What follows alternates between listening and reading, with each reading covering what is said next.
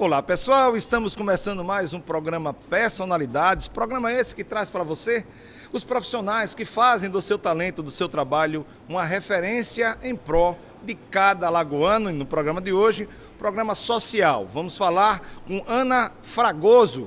Ela cuida de uma casa, de uma instituição muito importante lá no bairro do Trapiche, que é Consolador Casa dos Amarelinhos. Uma coisa fantástica que você vai gostar com certeza. Está no ar o programa Personalidades.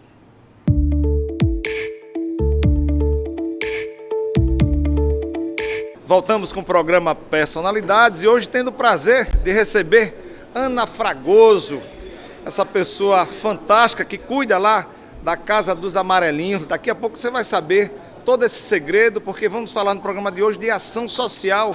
Ana, eu quero primeiro desejar boas-vindas ao nosso programa, agradecer a sua presença e gostaria que você respondesse para o pessoal de casa quem é Ana Lúcia Gomes Fragoso. Seja bem-vinda mais uma vez. Primeiro a gente agradece a oportunidade e parabeniza a Bandeirantes pela iniciativa, por dar visibilidade aos atores locais. A gente vê tanta gente de fora e que bom que dá visibilidade às ações, os projetos dos alagoanos e das pessoas que moram aqui nesse estado tão bonito. Verdade. Eu perguntaria, você nasceu para o bem, né? Pelo que vamos conversar hoje, eu digo sempre que cuidar do próximo, isso é vocação. Isso você tem, né? Pelo que nós vamos apresentar para o pessoal de casa, você tem isso na veia. E eu perguntaria, de que forma você descobriu essa aptidão, né, de cuidar dos mais necessitados? A Ana Fragoso é pedagoga, é professora de educação física e a Ana tem uma história ligada às práticas sociais porque fui acolhida, na realidade, pela organização Consolador. E os meus pais adotivos traçaram essa história toda desde sempre, a minha mãe aos 18 anos. E aí a gente só deu continuidade, claro, e ampliou e adequou a instituição a essas normas do empreendedorismo social, da visão social, da questão do novo Estatuto da Criança e de como ampliar ações e competências voltadas principalmente para a criança e o adolescente de Maceió. E aí você toca num assunto interessante, que é a questão da adoção e como é que anda esse segmento, né? Porque muitas vezes o casal, seja lá quem for, quer escolher. Isso cria realmente uma dificuldade, até para quem está esperando um berço, um lar. E de que forma você tenta conduzir esse processo? Como adotado, eu sempre digo adote. Adote que a gente só ganha amor. E eu tive a sorte e dei certo, aqui sou um exemplo, de como a adoção é possível e de como ela faz bem às pessoas, é quem acolhe e é quem é acolhido. Então eu sou uma adotada que deu certo. Minha mãe criou 17 filhos, começou através de uma instituição e quando ela saiu dessa organização, 2 crianças fugiram. E aí ela passou essa coisa da adoção, quando ela não podia ter filhos naquela época, quem tinha mioma fazia esterectomia total e ela foi impedida de ter filhos na época. E o processo de adoção no país, nós fazemos uma militância de propagação da ideia da adoção, mas a lei, na realidade, precisa favorecer um pouco mais e desburocratizar, porque o processo, a gente entende que adotar não é fácil, com a questão de estabelecer uma relação de afetividade e de acolhimento a essa criança, mas a gente precisa reduzir esse processo burocrático que às vezes desanima e às vezes atropela, na realidade, a vida, o desenvolvimento daquela criança que passa 4, 5 anos para ser adotada e todo o processo de afetividade, de construção da personalidade dessa criança foi alterado porque ela ficou no espaço de adoção e tudo mais. E o lugar da criança é na família, seja ela a família de origem ou seja ela a família que adota. E quando você fala em burocracia, onde mais fere o conceito de adoção? Onde é, na sua opinião, que poderia ser mexido? A questão da legislação, de minimizar esse tempo e os processos. Tem gente que está numa fila no lugar de 180. Até que você chegue lá, como é que você sabe que essa criança não já foi adotada? Né? E a gente também precisa acabar com esse paradigma da escolha, né? Quando a gente quer amar, ele não tem cor. Não tem cor, não tem tamanho, não tem identidade, não tem nada. O Brasil, infelizmente, peca com relação à raça. Nós somos um país preconceituoso, é fato. E com relação à faixa etária. Então, está posto em todos os escritos que as crianças pequenas têm essa possibilidade. Quando essa criança passa, depois dos 6 anos de idade, é quase que impossível dar adoção. São raros os casos. E a gente precisa ir quebrando esses paradigmas aí. Por isso que a Ana conta essa história, adote, se proponha a amar. Acontece, Ana, o casal pegar para adoção e quando chegar em casa uma semana depois, rapaz, eu não quero mais não, quero devolver. Isso acontece? Acontece. É por isso que o processo de fato tem que ser criterioso. Porque essa família também precisa estar disposta. E adotar não é fácil. Você muda a sua rotina e tem casais que estão sozinhos há muito tempo. Então, incorporar na sua casa uma criança já maior de idade, com 4, 5, 6 anos, realmente é uma mudança de hábito, de vida, de rotina, que precisa todo mundo estar engrenado com esse mesmo propósito. Em 2017, Alice, por gentileza, pega aquela revista Isto É. Em 2017, devido a esse seu trabalho, né, com ação social e cuidando, né, dessas pessoas que mais precisam de colo, de carinho, de afeto, você pode trazer aqui, essa revista aqui, pessoal, você foi destaque aqui na página, no caso 111, da revista Isto É. O que retrata isso na sua vida? De que forma você foi parar aqui nessa revista? A revista Época, ela abriu um projeto chamado Projeto Generosidade. Certo. Que eram casos no país de pessoas que faziam o bem. E aí a gente começou numa madrugada, quando vimos lá, a escrever a nossa história, que está interrelacionada, na realidade, com a história da organização Consolador. E aí a gente, na realidade, almejava um prêmio, na época era R$100 mil ao primeiro lugar. A gente tinha uma ideia de construir o espaço esportivo das crianças, eu não tinha dinheiro à época, eu digo, eu vou escrever a minha história. E aí a gente não teve a sorte de ganhar os R$100 mil, que era apenas para o primeiro lugar, ficamos em quinto lugar, mas infelizmente essa revista tem uma história triste, à época, que foi justamente aquele voo da TAM, mas ampliou os espaços de divulgação e visibilidade da organização, porque foi uma revista extremamente lida. E está aí a nossa história nessa interface aí com a organização O Consolador. Maravilhosa, Ana.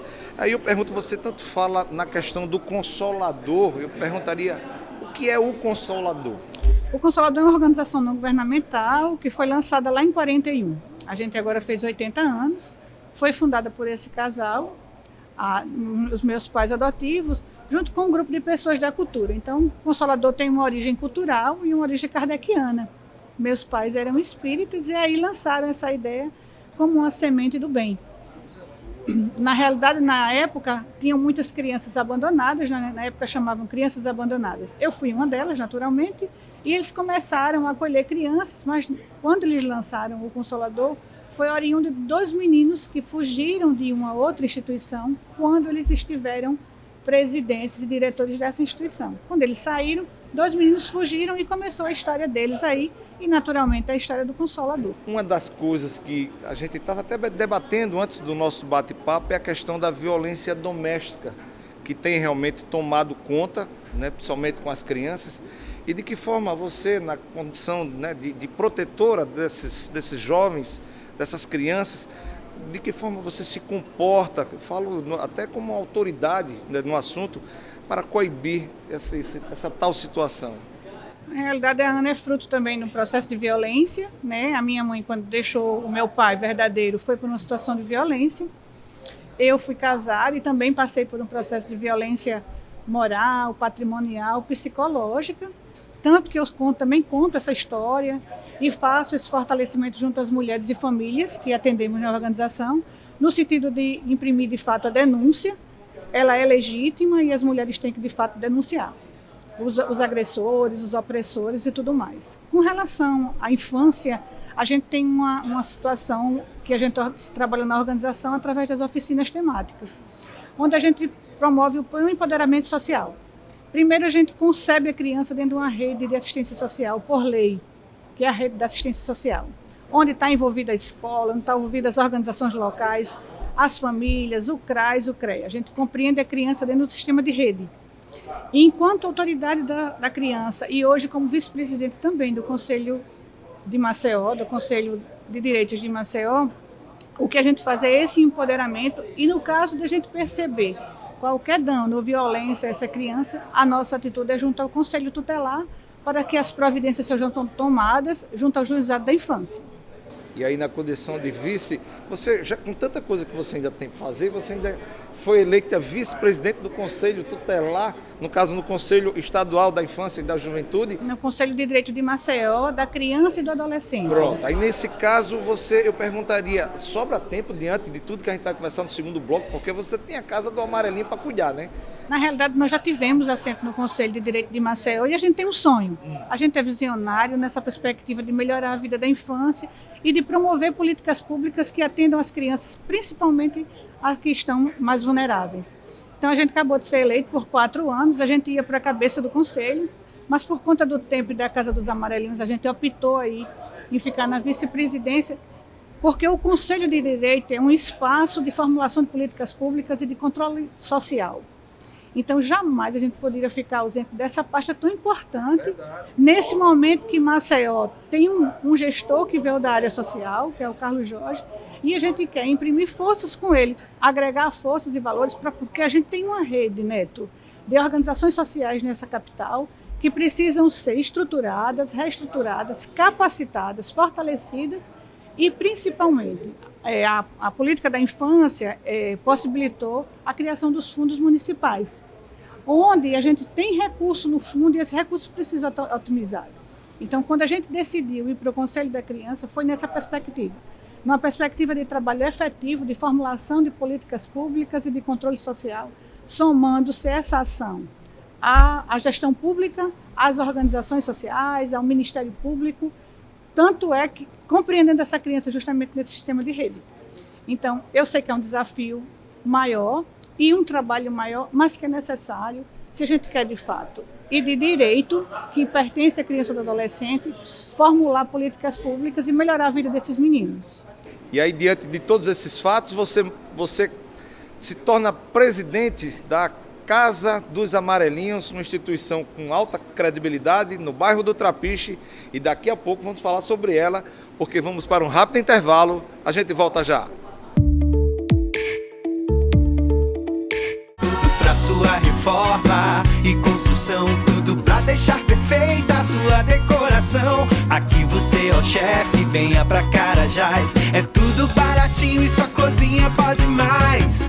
Massa corrida 25 quilos Coral R$ 69,90. Porcelanato tipo A polido Cerbras R$ 49,90. Kit para banheiro Docal 2 de R$ 69,90. Escova secadora Mondial 4 de R$ 47,90. Pode contar com a Carajás.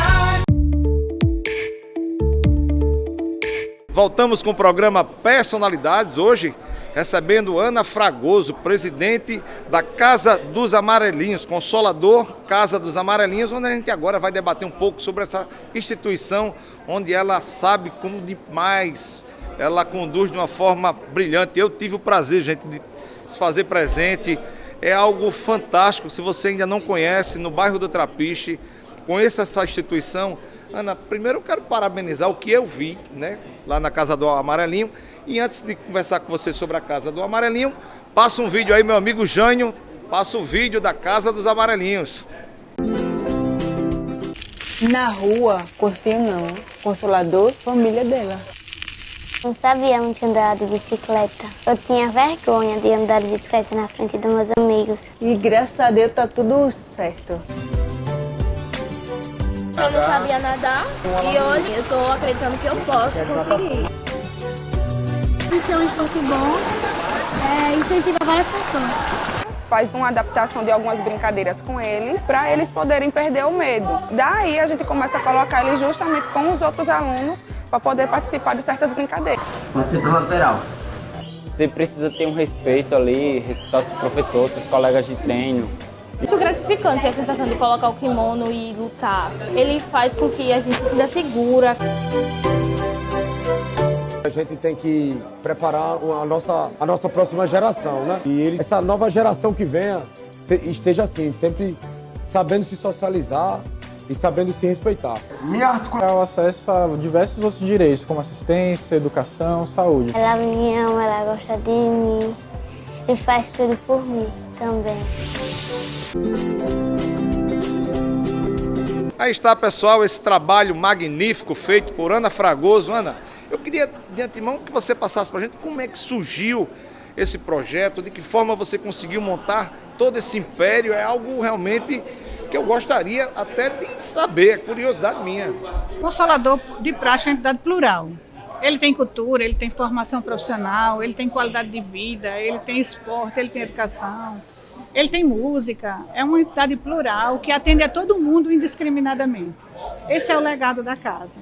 O Consolador ele já teve inúmeros parceiros, né, que legitimaram e legitimam a organização enquanto uma entidade séria, comprometida com o que faz e com o propósito de transformar vidas, né, de gerar competências. Então, a nossa ação, a nossa meta é gerar competências nas pessoas para que elas transformem a sua vida através dessas ações. Então, não adianta só ocupar o espaço das pessoas, mas fazer com que elas enxerguem um futuro, um caminho, um direcionamento. Então, é isso que a gente faz enquanto equipe. O Consolador tem uma história no estado, não só na capital.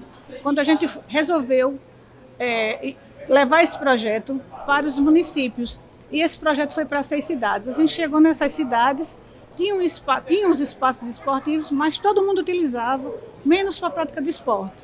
E aí, junto com a Petrobras, à época, num projeto chamado Esporte que Transforma, a gente otimizava os espaços esportivos, dando legitimidade para a ação para que eles foram criados. E fazendo com que a comunidade se sentisse pertencida nesses espaços e acolhesse o espaço esportivo como seu, porque servia para tudo, para o tráfico de drogas, para criar até galinha em espaços que a gente teve, menos para a prática esportiva e as práticas sociais. Que era o grande objetivo, né? Que é o grande objetivo. Então, houve um investimento alto do país na construção desses ginásios, eles só não eram otimizados. Mas a gente não só queria levar a atividade esportiva, a gente queria mais. A gente queria a corresponsabilidade do gestor público para que, quando o projeto saísse de fato, o município assumisse esse espaço como espaço educacional, como espaço de formação. Mas aí a gente queria mais um pouquinho, Neto. A gente queria formar pessoas naquele município que permanecessem com a metodologia a qual a gente levou, que é a metodologia do esporte educacional, e tornassem isso uma prática diária. Que o esporte tivesse, além da sua dimensão educativa, a sua dimensão social, que é tão prazerosa que o esporte gera. Então, nessa prática aí, nós fizemos 2 formações continuadas, com 11 cidades, nessa metodologia do esporte educacional, num tripé, que envolveu a organização Consolador como realizadora, a metodologia realizada através do Instituto Esporte e Educação, de Ana Moza, em São Paulo, e a Petrobras, que era a parte financiadora da ação. E assim nós capacitamos 280 profissionais em Alagoas nessa metodologia.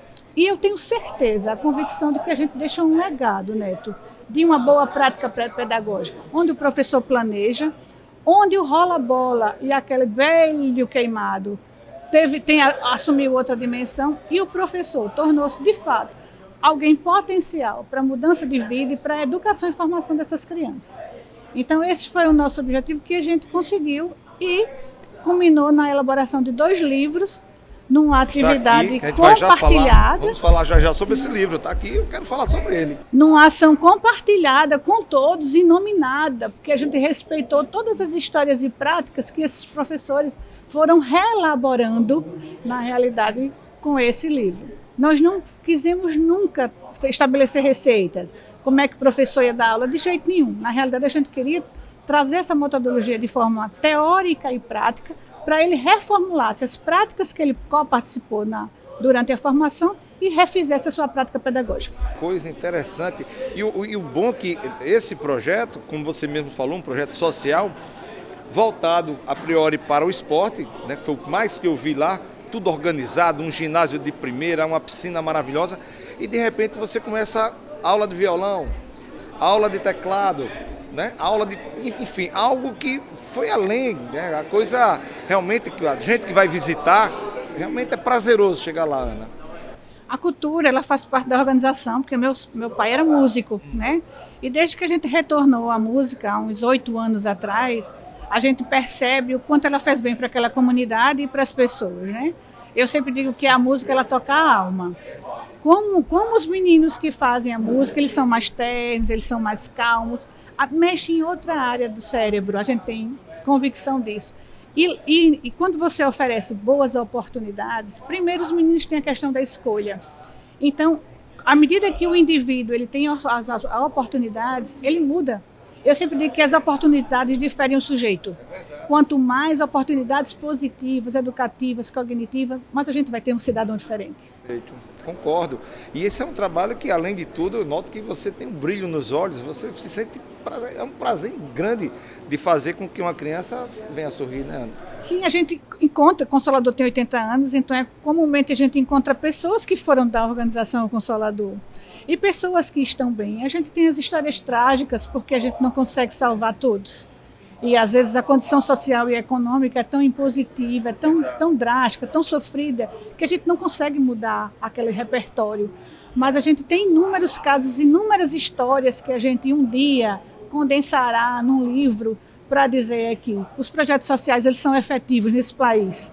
E é uma causa nossa, é uma luta nossa também configurar as organizações como co-parceiras do Estado.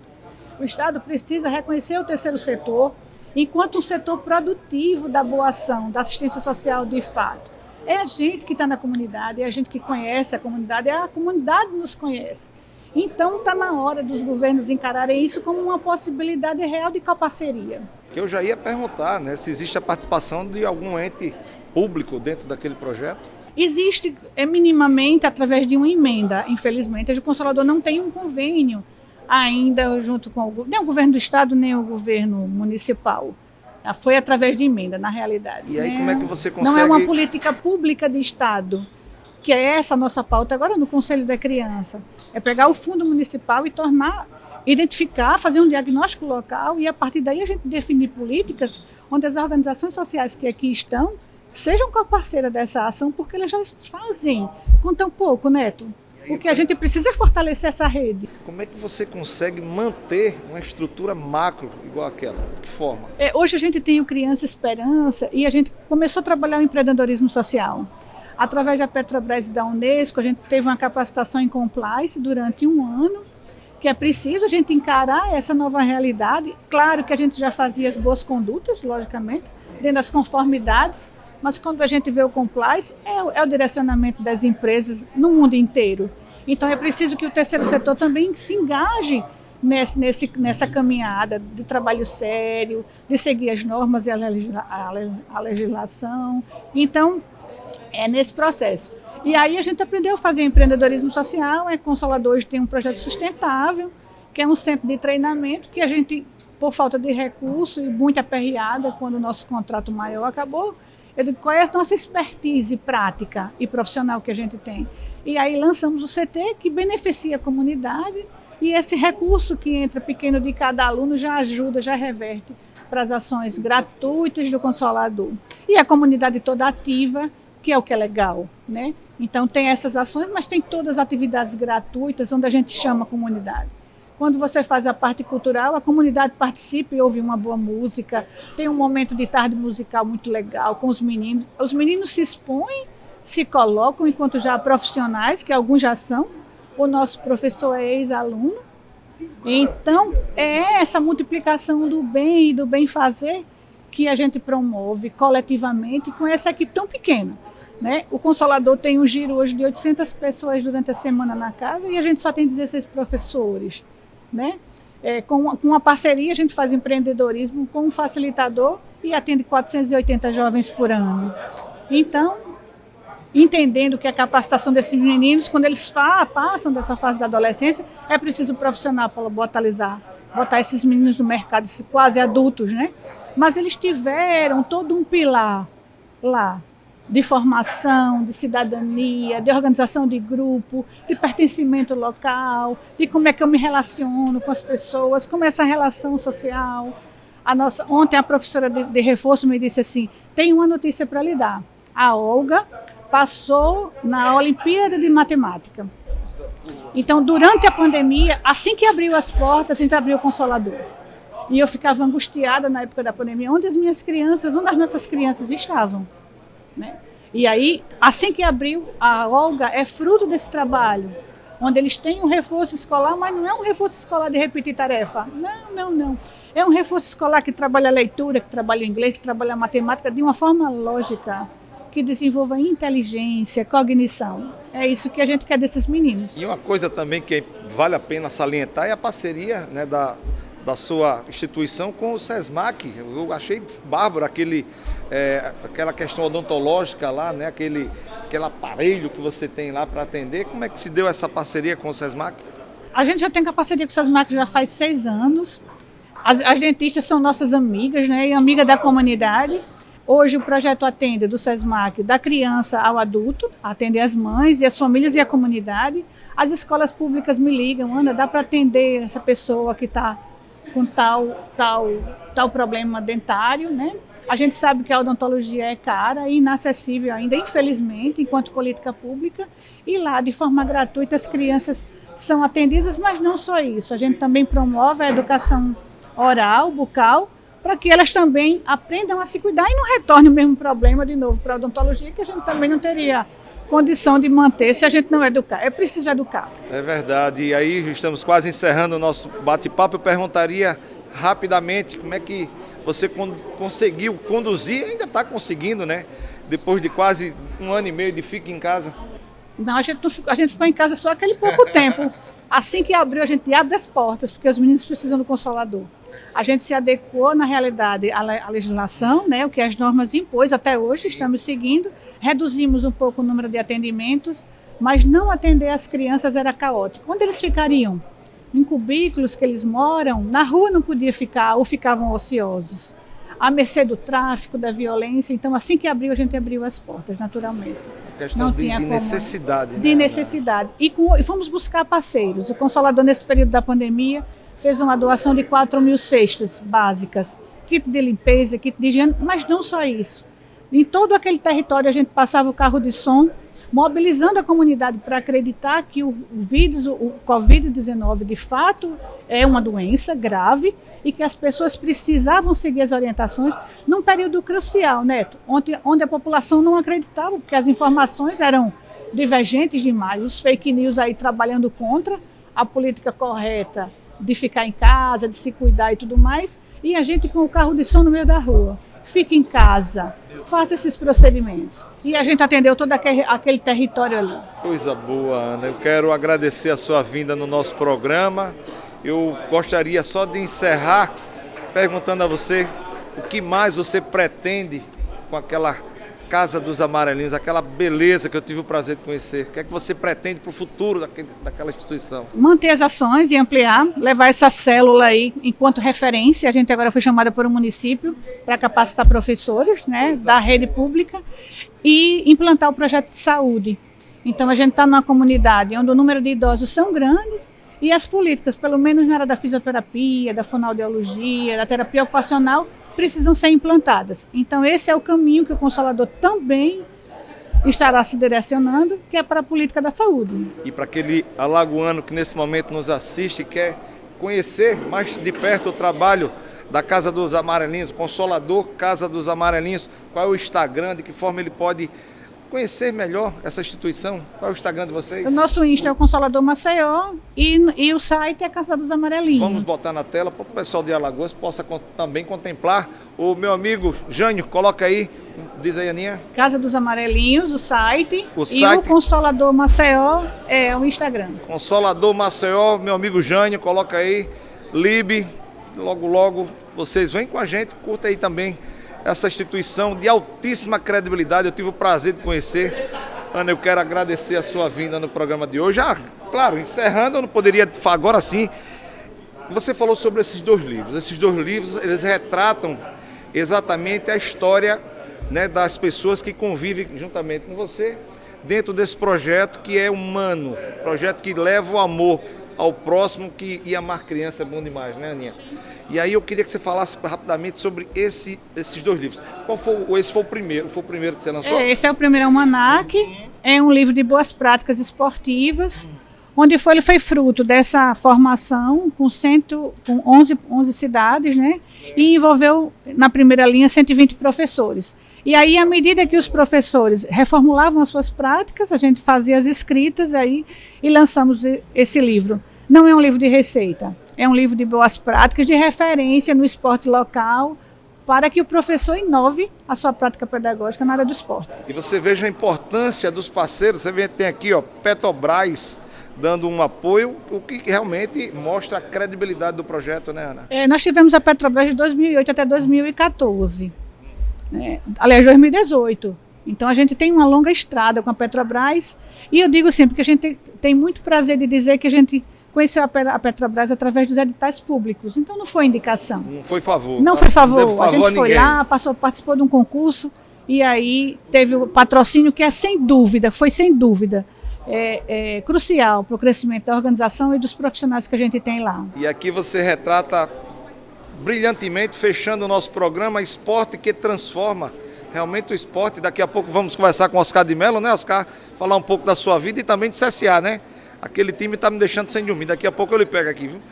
Então, você fala que o esporte transforma, e várias experiências você teve lá, né, vencedoras, de pessoas que passaram, né, que você acompanhou, e realmente esse livro, ele retrata o sentimento, né, de equipe, né? Sim, de equipe, de coletividade, de responsabilidade social, de mudança de paradigma, de formação de pessoas. Poxa, maravilhoso, Ana. Eu quero, em nome de todos nós que fazemos aqui o programa Personalidades, agradecer a sua vinda. Sei que você tinha muita coisa para fazer, mas, Neto, eu vou passar aí, vou conversar com o pessoal de Alagoas, com o povo de Alagoas. Eu quero agradecer a sua vinda no nosso programa, e faça daqui sempre o seu espaço e a sua verdadeira tribuna. Neto, eu que agradeço, estou muito feliz. Assim, se for para discorrer sobre a prática social, a gente passa o dia. Eu tenho o maior prazer de divulgar as ações do Consolador, que eu acho que fortalece outras organizações. A gente siga junto e acreditar que o terceiro setor ele é possível, quando a gente faz com amor, responsabilidade e comprometimento social. É isso aí, gente. Conversamos com Ana Fragoso, presidente da Casa dos Amarelinhos, essa instituição que você acabou de assistir. Lembrando que esse programa tem o apoio cultural da Carajás, o maior home center do estado de Alagoas. Vai lá, realmente o seu sonho é realizado, tá bom? Lembrando também que essa casa maravilhosa, restaurante Braseiro, nos abraça da melhor forma possível. O melhor chopp de Maceió você só encontra aqui no restaurante Braseiro. Quero aqui também enaltecer, se você ainda não acompanha nossas redes sociais, vem com a gente, @programa de personalidades, ou então programa Neto Alto, como também o apoio do portal Cada Minuto, o maior portal de comunicação do estado, também com a gente, tá bom?